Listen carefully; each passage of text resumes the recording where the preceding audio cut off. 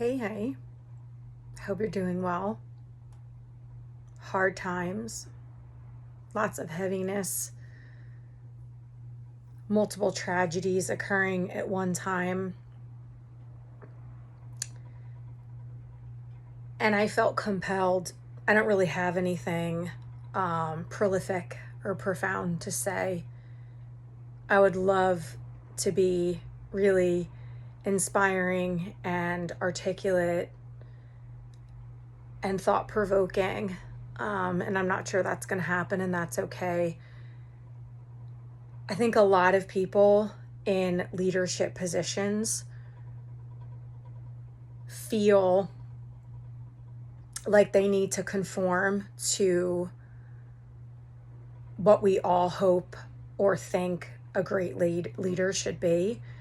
But I think it's more than okay to let our humanity leak through here and admit that we are deeply saddened and deeply angry, and that most of us are probably holding back in stooping to levels that we wouldn't be proud of. And that's okay. That's the human condition. A sign of maturity and emotional intelligence is not that you never have those thoughts, but not acting on them or transmuting them and harnessing them in a really healthy, mature way.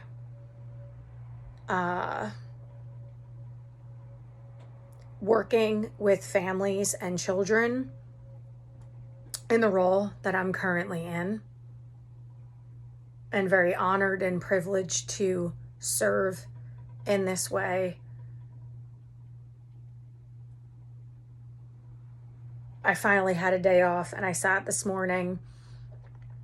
It's like the first time that I've really had time to let everything sink in. And I can't imagine having littles at this time. My daughters are young adults, but I hadn't yet really been able to connect with my kids about this. And I felt it's my duty and responsibility as a parent to reach out and say, hey, I'd really like to discuss this with you. My youngest had texted me right away. She was at work, so she didn't have a lot of time to talk. She said she was just heartbroken and devastated. And I still haven't been able to have a full conversation with her because of her schedule at the hospital. But I was able to connect with my oldest today. And I was really curious to see how that conversation would go, because my oldest daughter and I do not agree on everything. And I have given my kids a lot of space and room to feel things out and figure things out on their own, and very much be their own person and have their own thoughts and feelings about things. And sometimes our conversations get heated. But I was really impressed by my oldest daughter's ruminations and thoughts about what has recently occurred. I think we are missing the mark at being so annoyed that this is getting so much attention, because really what that comes down to is the algorithms, and no one has control over that. This is my biggest pet peeve about social media. There's like starving people, starving children. There's so many epidemics. I talk about this all the time. Homelessness and addiction, food insecurity. Nobody should be raising kids alone. I know how hard that is because I did it for a long time. And yet, things that get inflated or a ton of attention, it's like, wow, if we just directed our time and energy elsewhere, what could this world really look like? But I think this does deserve the attention that it's getting. I don't understand all of the reactions. I don't have to. That's the whole point of being an American. Free speech. You're able to have your thoughts and ideas about things. I think the most disturbing part of this for all of me is that a woman woke up without a husband. Children woke up without a father. There's never reason to celebrate that. I don't care what you believe or how you feel. It's very easy to demonize someone by just editing clips and not giving full context to the reality of who that person really was. It's not just happening with this guy. It happens all the time.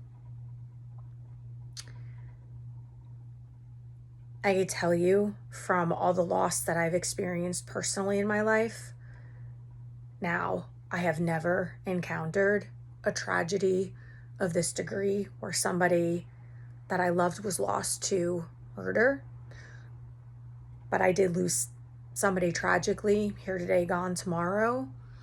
And your brain immediately wants to hold on or figure out and try to conceptualize, and you want to know why. Your brain wants answers. It fights hard for rationalization. And it's really challenging to let go of that because none of us really have the answers. Only God does. And again, as someone who's buried more than half of my family, I could tell you that no one is taken before their time. Charlie's mission was complete, or he would still be here.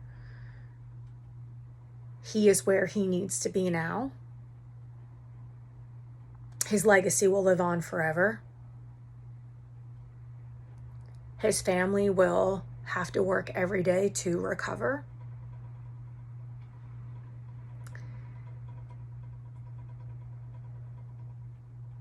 There will never be another Charlie Kirk, but other people will step up to the plate and they will carry on his work.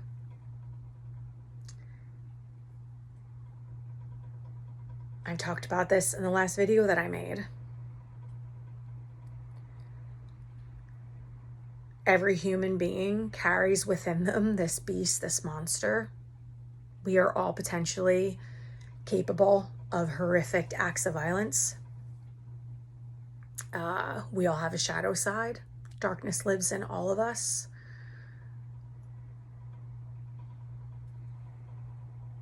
All you can do is be a lighthouse and a beacon of hope and spread love as much as possible. There's a big difference between kindness and niceness. I was watching a video today and it was talking about how the Bible does not require us to be nice. There's even a spiritual teacher that I follow who talks about how niceness is almost narcissistic in nature. Kindness is bold. Kindness requires conviction. Kindness may look like having hard conversations. Kindness may also be under the guise of someone telling you something that you don't want to hear or that you disagree with. Kindness is not niceness. Charlie wasn't nice. Charlie was kind. I remember working in a restaurant and they were all from Kentucky. It was a Kentucky-based restaurant that opened up in Greenville, South Carolina. And I helped open the restaurant. It's one of my favorite things to do. I love helping to open a restaurant. And they were a lot of fun. They all moved them. They relocated this core group of people from the company that had opened up other restaurants in Kentucky. And I worked with one of the girls who was dating one of our managers. And they were both, again, Kentucky natives. And she said to me, "You know what I love so much about my boyfriend? He's not nice. I hate nice guys, she said. He's just so kind. And we had this like 20-minute conversation on the difference between being nice and being kind. And I think that's a big distinction. And so all the people who accuse him of being harsh and cruel, that's really not true. He was just able to speak the truth, be direct, be clear and concise. And he wasn't always nice about it, but he was always kind and respectful. And then the people on the other side of that who accuse him of behaving otherwise, it's oftentimes because you're triggered or you're wounded or you just don't like what you're hearing.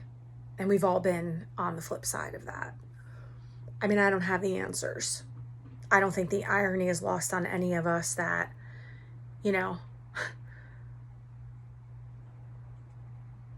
Charlie started this movement called Turning Point, and now here we are at one of the most pivotal turning points in American history. And none of us know what's going to happen, but I can tell you that growing up in a home that was faith-based, growing up in a home where you were always guided and directed to turn to God and to pray, and then being thrusted into spiritual communities where there was a lot of spiritual narcissism and it was almost cultish and the opposite of how I was raised. And so I let go of everything that I knew and everything that was foundational, and I lived in that new age world to a detriment. It hurt me, it hurt my children. And then finding my way back, I'm just a testament to how powerful that transition has been. And I honestly feel like I failed my kids for all those years of being so entrenched in a movement that I now see was very obsessed with self and is doing a lot more harm than good. And I'm still working to undo some of that. I've also shared this several times in other videos many, many moons ago. My brother had this amazing transition. My brother lived kind of a selfish life. I mean, he didn't have a wife, he didn't have kids, he struggled with long-term relationships, and I believe a lot of that was due to our childhood and things that were role modeled. So he wasn't a very good boyfriend. I think he realized that in the end. And his friend was a born-again Christian. And my brother, who went from living a very selfish life, and it was more about him than anything else, and he was into extreme sports and an adventurer and a thrill seeker and explorer, and he traveled all over, found God. And here's this guy, driving to Newark over an hour away and volunteering in a soup kitchen and tithing and reading the Bible. And I didn't want him to be alone in that. And so I dove in with him. We lived near each other. I'd moved down the shore near him. So he was my only family member that lived within 20 minutes of my girls and I. And I started reading Joyce Meyer's. I believe connection is created through diving deep into someone else's world. And if you love someone, you owe them that. They deserve that. And I wanted to share that with him. A lot of our other family members were a little hesitant and not completely sold, because born-again Christianity is so drastically different from Catholicism. And I wanted him to have a partner in crime. And so I started having conversations with him. And God saved him. And I saw with my own two eyes him morphing into a completely different person. And he became so much more community oriented. Actually, one of my favorite pictures of him that my girls have is him after services with his community, and he's down on one knee with his fist in the air.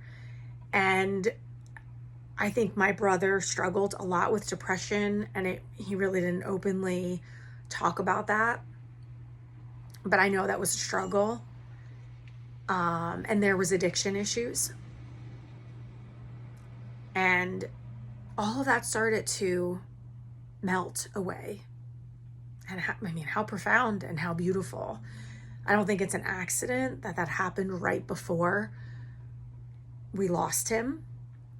And accepting when God calls somebody home is very, very difficult.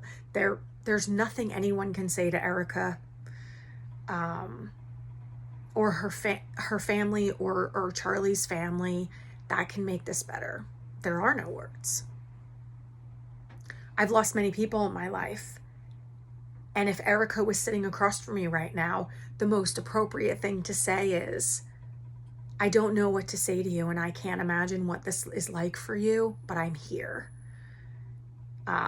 Just because I lost people in my life doesn't mean that I know what her pain is. My prayer and my hope is that Charlie goes down as one of the most profound and prolific thought leaders in our country. And I'm so thrilled to have found out that my oldest daughter actually did listen to him. And she was very open to his thoughts and ideas about things. I think, speaking from experience, he spoke to a lot of my kids' generation. And some of them are very lost. They're very angry. They're hopeless. They feel like America has robbed them of the American dream and let them down. And I think Charlie did an amazing job of helping them navigate victim mentality and throwing them a life raft and guiding them. I mean, he was a powerhouse. To all the parents out there navigating this world with littles, prayer is powerful.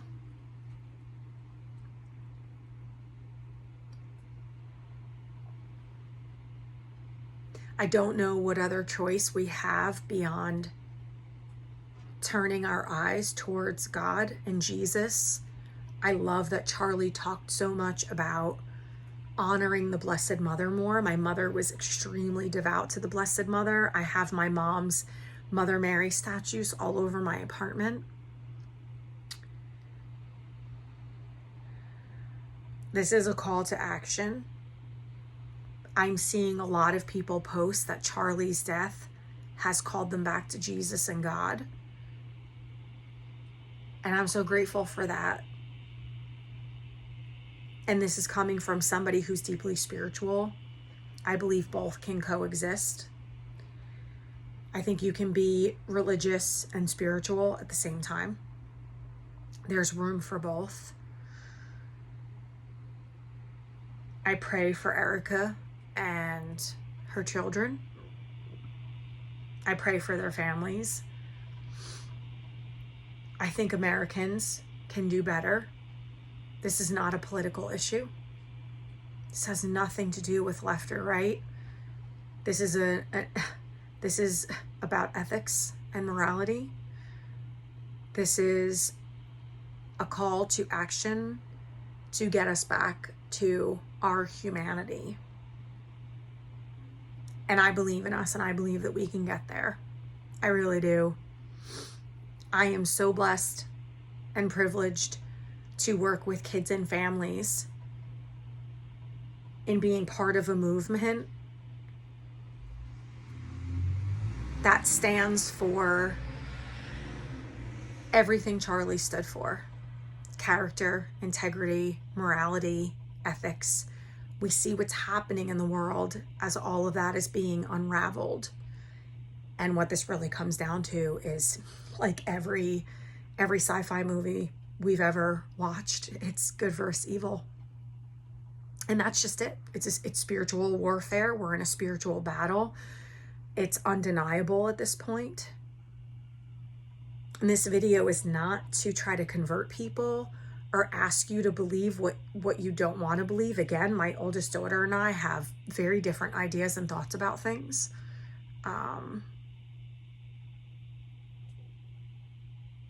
But in the spirit of Charlie, to be able to converse.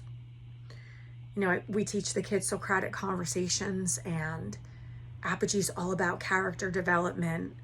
And I was teaching the kids about ethics and ethical dilemmas the other day, and then bringing the lesson down to their level of, like, I can't even remember the example I gave. Like, your friend, you're in a store with your friend and they steal something and they ask you not to tell anybody. What are you going to do? Are you going to keep it a secret because you're afraid that you're going to get your friend mad and you're going to lose the friendship? Or are you going to go tell somebody? And it was really interesting to listen to the kids hash that out. These things are so important. We have such a responsibility to the young human beings that are the future of America. And it's something that I don't take lightly. When I say it's an honor and a privilege, it really is.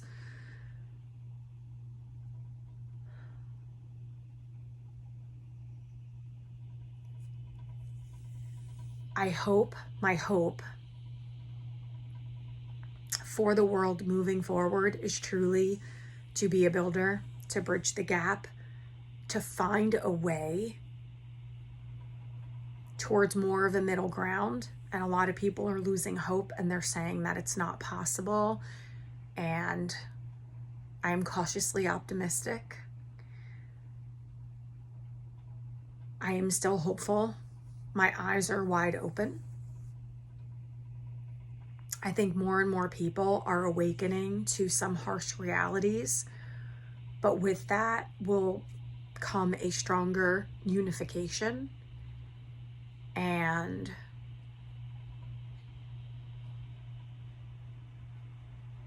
I think bring us closer to reaching towards third place solutions and peaceful solutions. I hope that you have the best day possible. I love you to pieces. Wishing you well always.